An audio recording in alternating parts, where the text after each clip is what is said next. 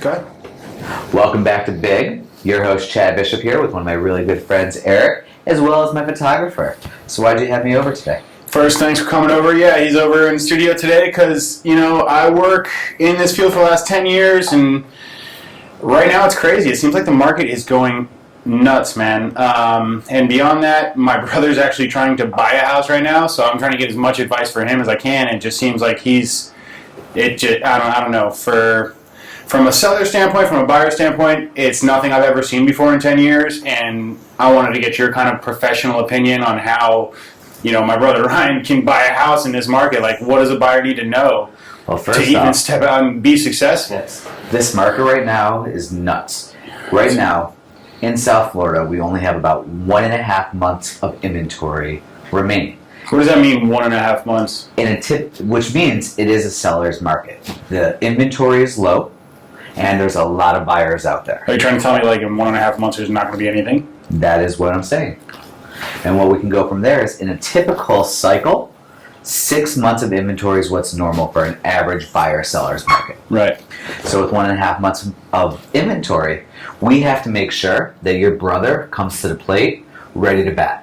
And there's a few things that we want to do to make sure he's there. First off, ready to bet right now seems like he needs to have $500,000 cash in his pocket and 70% down, because it just seems like if you're a 20% down buyer, you're muscled out before anything goes down. You are not wrong, but being in this business long enough, we have found some tricks that actually will help your brother out. Okay. A few things are, first, before we even go look at a house, we need to get him to talk to a lender. Find out what he's approved for.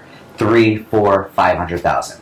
Because if he's only approved for 350, we don't want him looking at $500,000. I think right now they're trying to up their approval like to 600 just to get into plantation neighborhoods, which were going for 450 last year.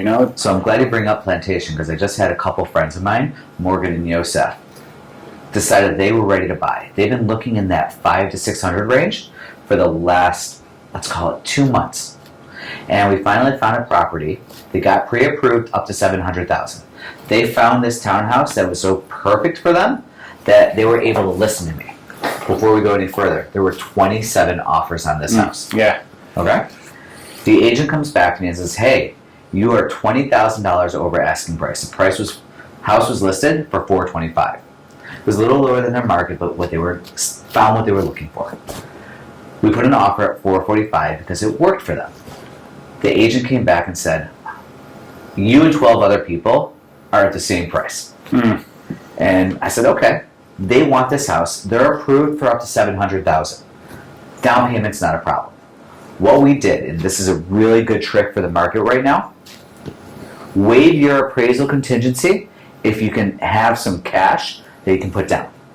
So what that means to the buyer and to the seller. If that property does not appraise for that $445,000, right.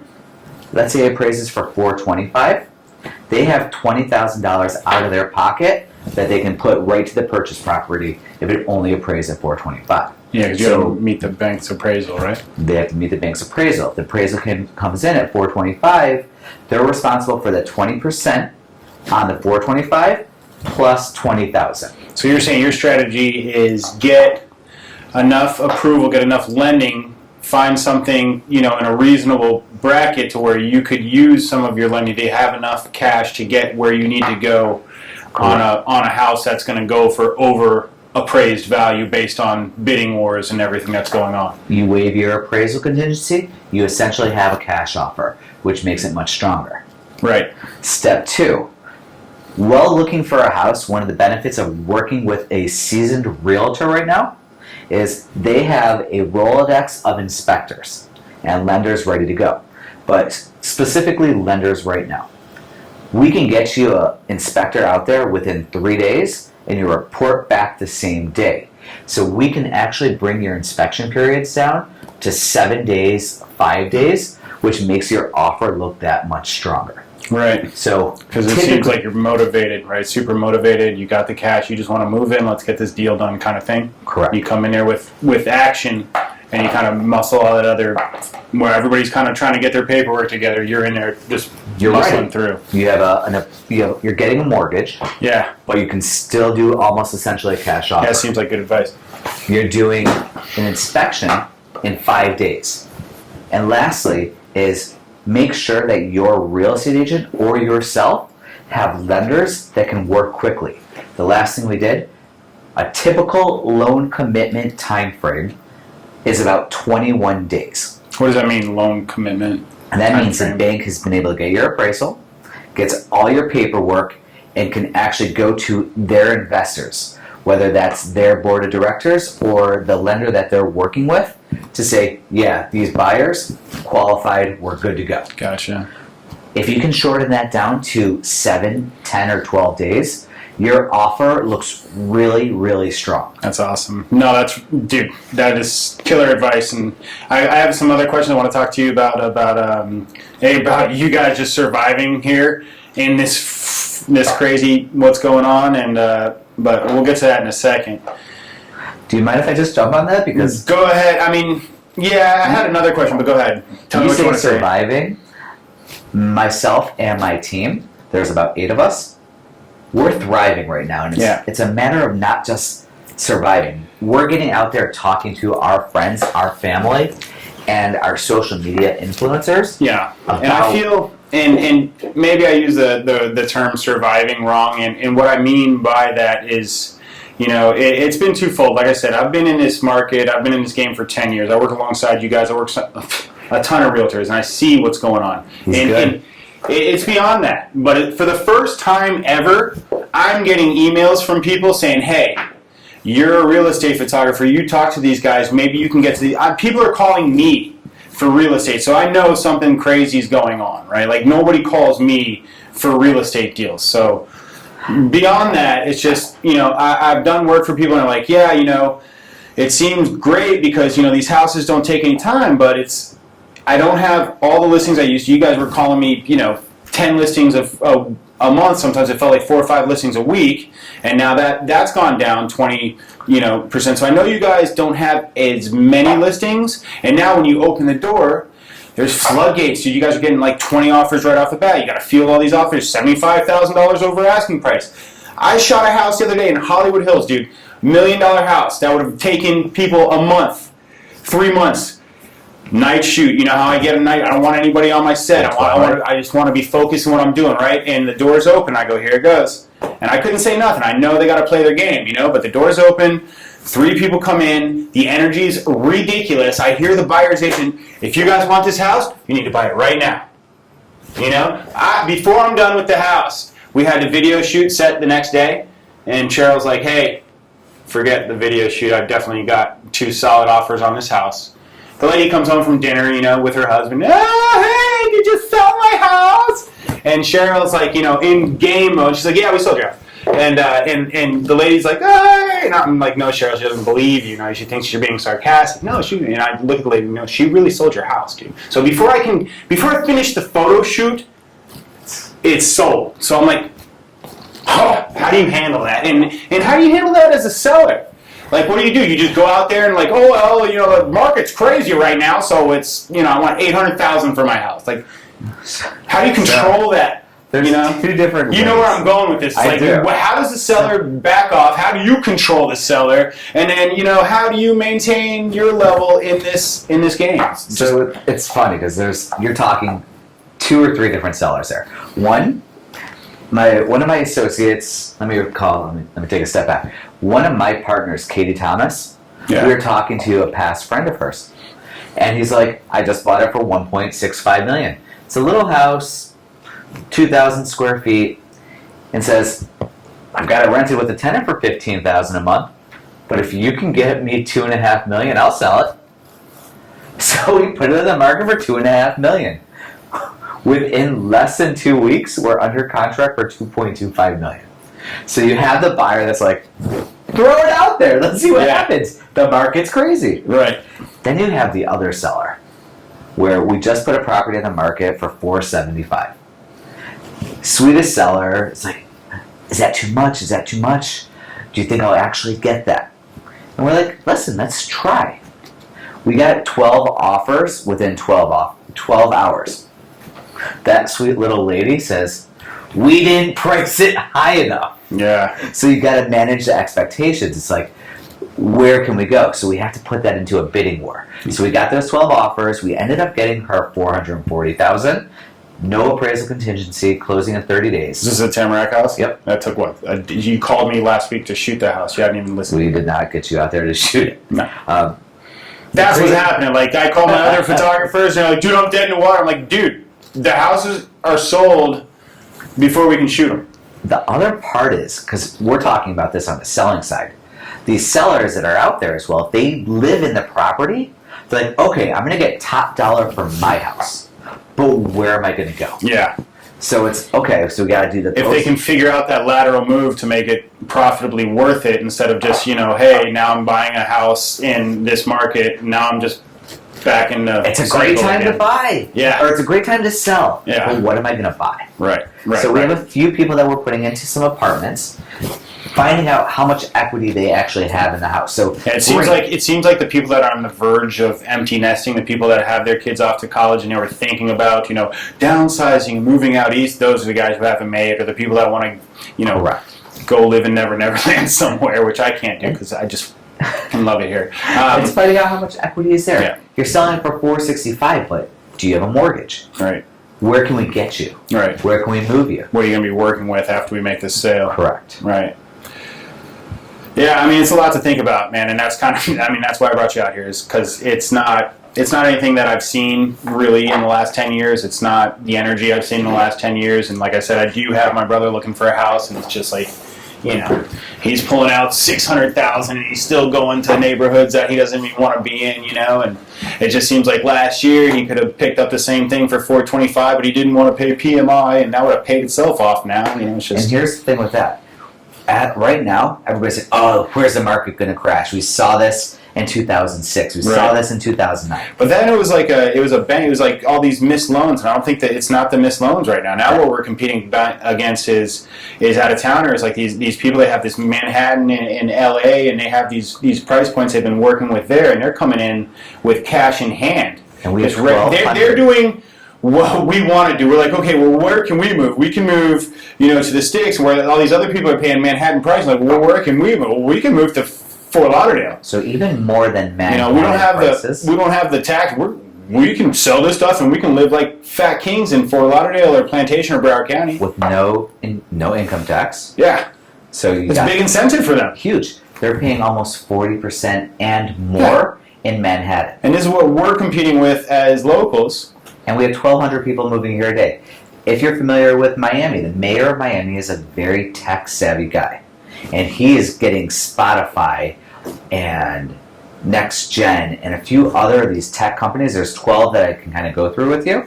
But with 12 companies moving here over the next 14 months. Oh my God.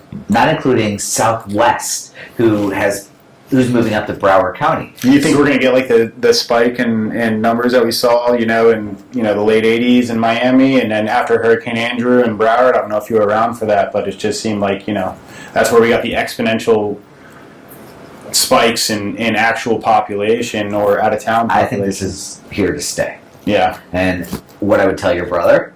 Yeah, he kind of feels the same way. He's like, dude, I said, Ryan, hey, man, maybe you want to lay low for a little while. Maybe you don't want to get your feet wet. And that's what he said to me. He goes, you know what? It's going to be like this. It's going to stay. Maybe it wavers a little bit. But, if I wait 2 years, it's going to be up here. Maybe a little bit of where, and then I'm going to be competing against the same thing. This is the problem with waiting right now. Yeah. You're going to be waiting, and you have all these people that keep moving here. Right. Prices are not going to go down over the next 2 or 3 years. Right. Interest rates are going to creep up. So if you can afford a $600,000 house now at about a 3.25%, a little less than 3%, what happens when it gets to 4%? He might be at $580,000. Yeah, that's what he was saying. He's like, the interest rates are really good, so that's a lot to consider. And this is not changing. Yeah, if you're so let's do the numbers on that. I mean, that's a great point. But say, so now, okay, we're in Plantation, and these $450,000 are now, $600,000. But what are interest rates now? 3.25%. 3.25%. So what's the price variance on a $600,000 at 3.25% versus a $600,000 at like 5%? I want to hear. I can't get into that. I mean, we can't get too technical, but if you have a lender, it depends also if the property was homesteaded. Because Right. if it's a $600,000 house Right. and the owner's been there for 20 years, their taxes might be $3,000, where if the people that live there right now for 3 years, their taxes might be $7,000. Right. So let's just say if you're paying for a $500,000 house, rough numbers, based on 3.5%, you're going to be paying about $2,700,000 house. Let's say taxes are roughly $7,000, $7,500, and your interest rate's about 3.5%. Yeah. You might be paying $26,000, $27,50 a month for your taxes, your insurance, and your principal payments. If that goes up to 4%, that very well might get up to $2,900. So you're talking about, $300-400 a month if it spikes really, yeah. And that's $1,200 a year over a 30-year mortgage. That's actually going to be closer to $3,000 to $4,000 a year. Oh, I'm sorry. Because if you're looking at $200 to $400 a month times 12 months. Yeah, and then it's up for you to refi down the road. You're playing closing. Oh, yeah. You're not going to want to refi because numbers are going to keep going up. You're not going to want to refinance because in the foreseeable future, interest rates are only going to go up. Right. It might only get up to 5 in the next 3 or 4 years, but if you get an interest rate right now at 3.25, you're not going to refinance at 5% unless you're trying to get rid of mortgage insurance, which is a whole other topic that we'll talk about later. We'll talk to him. My philosophy on this whole thing is put 5% down. Yeah. Take the mortgage insurance right now. Fix up your house. Keep a little bit of money in your pocket. Money's never going to be this cheap again. Well, it's worse for him because he's renting right now. Yeah. So he's You see that face? Everybody see that face? Whew, every realtor watching this right now just went, oh, yeah, I see the problem. So he's oh, don't tell him to come. No. Yeah, but that's how hard it is. He's just got a lot of sticks working against him. Unfortunately, he doesn't, own property right now. So he is renting. He can't show, I know. How does that even affect, the view as a renter? Your face just said it all, but it's like... It's because right now money's so cheap to be renting somewhere that you're going to be somewhere for a while. Yeah. If you're putting 5% down in a $500,000 place, you're talking $25,000. Right. Your closing costs will be about 2.5% to 3%. So let's say a total all in for $40,000. That same $500,000 place is going to cost you about $3,000 a month to rent. So for the same price you could rent a place for, over a year, it's going to be about $36,000. You can buy yourself a $500,000 place, and then your mortgage, taxes, insurance are going to be less than your rent. Yeah. Yeah, that's the name of the game, but I think he just got in at a late start and... It's not. I think he's actually right in the middle. Right on time. He's right in the middle. Yeah. Because the market's still going up. He's not at the bottom. Honestly, that's reassuring for me because he's my brother and I love him, but I've been looking at him the whole time. I've felt the other way. And like I said, I'm just a photographer. That's why I talk to you guys because I don't know what the hell. I just see what's going on out there and I'm just like, oh, dude, don't do this right now and don't do that right now. But after talking to you, I feel like the kid's got a chance, It's still an escalating market. Yeah. So he will get into the market at a time where he can still buy something, gain some equity over the next couple of years. So he's not... Yeah. He didn't hit the bottom, but he's not buying at the top. Yeah. And this market, we'll have the same conversation in 2 years, and you're going to tell me your brother sold this place for $100,000 more than he bought it for. Yeah, I hope so, man. I hope so. Because that seems the way it's going. But I really do hope the kid gets in there, gets his place that he wants, where he wants it. But I just know it's an uphill climb right now, man. It just seems... Is this the Crocodile Brother? No, it's not the Crocodile Brother. It's not Justin. If you guys want to see some crazy stuff and you just like enough of this, you check out my brother Justin Igualada's channel. It's crazy. Yeah, it's not exactly real estate. But he is one of the best alligator wrestlers in the world. And he's been on TV, all that good stuff. So he's fun to watch. It's not the alligator brother. It's his twin, Ryan, who's more of the business savvy one. He owns a nice pool company. So he's got a really established pool company that's growing. He's successful. He's driven. He's an entrepreneur just like we are. And that's Ryan. That's my brother's. But it's just crazy, you know, and I think of you guys all the time. I have so many clients that I'm really close to that I've worked for, you know, almost the last decade now, and I feel just as much a part of a team as anybody else. And I just, you know, I'm just like, how are you guys? You guys are family people just like I am. How are you maintaining your stress levels? How are you keeping your anxiety down? You just told me today, dude, oh, I want to fuck 51 text messages while you're trying to talk to somebody for 20 minutes. Like, how do you deal, dude? It's a great question. One I don't have the answer to either. Let me first start off by saying thanks to Tanya, because Tanya keeps my life smooth. She's my executive assistant, transaction coordinator, marketing director, me, essentially. Yeah. She answers my questions. Yeah, I know when I can't get a hold, I'm calling Tanya. But yeah. I have a fantastic team. Right. I've got Michael, I've got Katie, Farah, Thomas, Samantha, and together we really can give our clients that white glove service. Yeah. Make sure we're there for them, because like you said, you and I, we're family guys. People looking for homes, they're looking to better their family. Right. So we need to be able to answer our phone, make sure we can give them the right information to make the right purchase. Not get aggravated, agitated when they call us, but make sure we're that rock in this process, because they've got a lender, a title company, inspector, their spouse, their kids. Yeah. Everybody's coming at them. Yeah. They need to yell at or get questions or answers from Yeah. someone, and that needs to be us. Yeah, that was a big part of it. You know, when we bought our home, just my wife needing to know the answers, needing to have that solidarity, needing to have somebody to depend on for, you know, giving the right guidance. Not only just guidance and saying, here, do this, do that, but knowing that it's the right for them and their family as well. It comes down to when buying a home, it is the largest purchase you're going to make until you buy another home. Right. And it's the most stressful and intense time. Yeah. So let me be your rock then. And then afterwards, we can become friends and go get drinks. Yeah. It's just a matter of, during that time frame, Let you do your thing.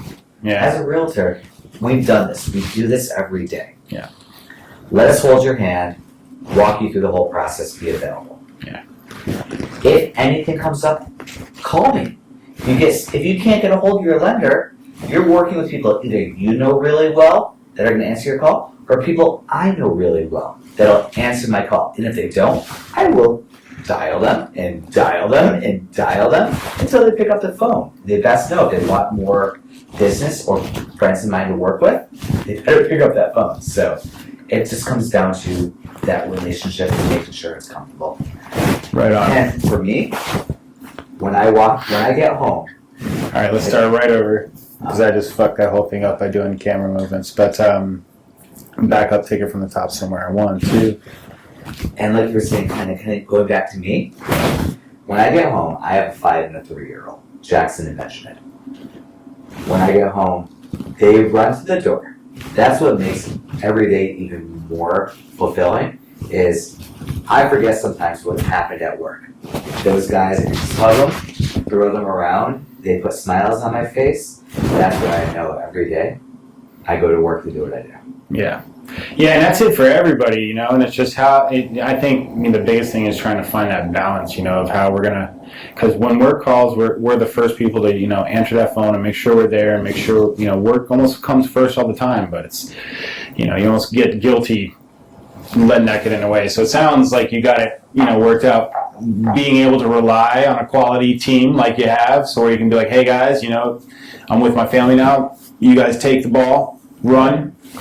So yeah, it sounds like a good system. Me, I have nobody to take the ball and run, so I'm just stuck here, man. Funny you say that, though. Like, sometimes I'll be talking to a client and I feel bad saying, I'm taking an hour to take my son to the doctor. No, you what? I feel bad saying I'm doing family things even for the doctor when I know they're going to understand. But I'm like, don't worry, I'll be right back to you. Yeah, you feel like you're doing them a disservice by trying to take care of your family sometimes, you know, and it's just, it's a double-edged sword, you know, it's like you want to provide the best service, but also you got to balance this other life, and yeah, I think you got it with the teamwork, man, but kind of jealous of that myself. Well, together we're going to grow. We'll grow big. You're hard. We'll grow big. We're growing big. Let's grow big together. Yeah, dude. I mean, honestly, there's a lot to learn from this guy. I work alongside some of the best realtors, all the best realtors actually. All my clients are top-notch realtors. I've been in the game long enough to know who's full of it,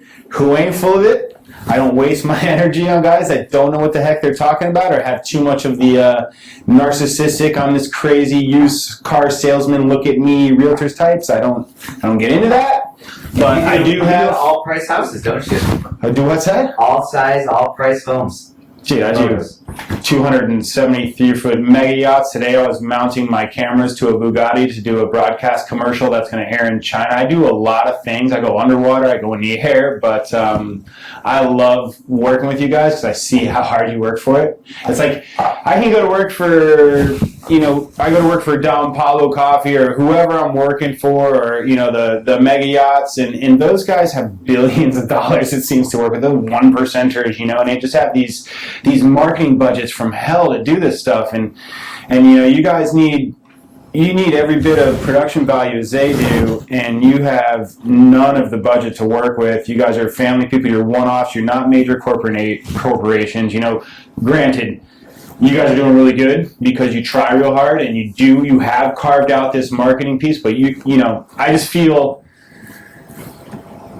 that you guys try so hard and spend so much when you look at it as a percentage and ratio wise that you're really invested in this. So I always try to come correct, and I always try to work. When I see somebody working hard, I feel like working hard for them. Well, we work with you because you give the white glove service. Yeah. That's like the Chad Bishop group. Yeah. I mean, give that white glove service. Birds of a feather, right? Birds of a feather. I just got one more thing to say. What? Don't forget to like and subscribe. Yeah, we didn't even do that yet. Oh yeah, subscribe. Everybody else, you do the fake out thing. Yeah, nah. Well, yeah, but honestly, the dude's got a lot to learn from. Thanks for coming into my studio. We'll see you next time. We're gonna have a lot of episodes I'm producing for this guy. We've got In the City. We've got a lot of different things where we're gonna tackle, the new construction elements. We've got investors. We've got investment groups that we're working with, and a lot of stuff already in the can that we're coming out with. We had some good interview stuff with Stephen G, the interior designer, the other day. So we got some big people, a lot to learn from. If you're into real estate, if you're into entrepreneurship, if you're into investment, I've been picking this guy's brain for the last 4 or 5 months now. We've just been kind of working together, and I'm excited for Big. I'm excited for all this, and I'm excited for the content that's going to come out. So I'm excited also just to help these guys and give them another channel. I'm sure there's a ton of channels you can go to right now and try to figure out what's going on, but I wanted to say, hey, this is what's going on now. This is what's going on in this crazy South Florida real estate market right now, and then I brought you in to just tell me how to navigate. So here's a really cool thing also. We want to make this very interactive. So if there's any questions or topics that you're interested in, please send us an email, DM below. No, DM, it's right there in the comments, just right there in the comments. So all you got to do right now, hey, I got a brother Ryan too, man. Can you help him out? Right on the comments. Anything you want to ask right here. I guarantee you, we're gonna respond to you. I'll let him know. Hey, you got it. 3 in the morning. Yeah, dude. But he'll respond to you. Yeah. Or if you just want to, whatever you got to say, go ahead, say it. We'll respond. Want to help you out with this? I know he does anyway, so I'm gonna help him produce this for you guys. And there you go. That's it. Thanks for coming in. Thanks for helping me out. I cannot wait to actually just edit this, and I'm going to give the link right to Ryan so he can help himself out. But thanks for coming in. Guys out there, thanks for watching Big. Thanks, guys. This is Chad Bishop, the one and only. And Eric. Cheers, brother. You guys, good luck. Out. That's a big deal.